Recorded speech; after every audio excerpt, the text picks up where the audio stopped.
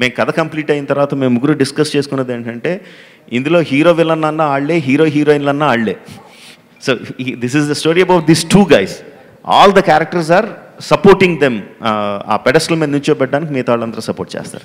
Sir Rajamouli గారు నమస్తే అండి. ఇటు దిస్ ఈ ప్రజాశక్తి ఫ్రమ్ శక్తి అండి నా పేరు. విషయం ఏంటంటే మీరు ప్రతి అంశాన్ని కేర్ తీసుకుంటారు. ఈ పోస్టర్లో ఈ సైడ్ ఏమో చిరుతల ఏదో పోరాటం వదిన రైట్ సైడ్ మీకు లెఫ్ట్, అది అంటే అక్కడ హెయిర్ లేదు పైన, జస్ట్ రైట్లో అలాగే ఉంది కానీ హెయిర్ పెట్టారు. ఈ చిన్న వేరియేషన్ ఏంటి, దాని అర్థం ఏంటి?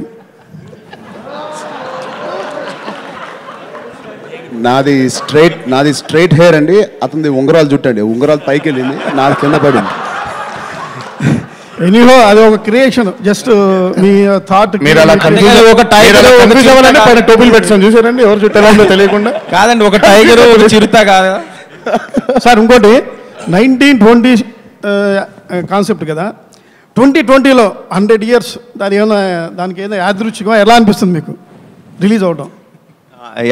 మళ్ళీ మీరు చెప్పే వరకు కూడా స్ట్రైక్ అవ్వలేదని, కరెక్ట్గా 100 సంవత్సరాలు రిలీజ్ చేస్తున్నామని మీరు చెప్పే వరకు స్ట్రైక్ అవ్వలేదు. యాక్చువల్గా కథ చూసుకుంటే 1921-22 అండి, 20s అన్నాను. బట్ డెఫినెట్గా 2021-2022 వరకు సినిమా వెళ్దాం, 2020లోనే వస్తుంది, అది మాత్రం గ్యారంటీ. రాజమౌళి సార్, ఒక తెలియని చరిత్ర చెప్పడానికి మీరు ట్రై చేస్తున్నారు. ఈ చరిత్ర చెప్పడానికి కంప్లీట్ ఫిక్షన్గా వెళ్తున్నారా, లేకపోతే ఎవరైనా పరిశోధన జరుగుతుందా? వాళ్ళు కొంతకాలం మిస్ అయ్యారా కదా, ఎవరికి తెలియదు ఆ చరిత్ర గురించి.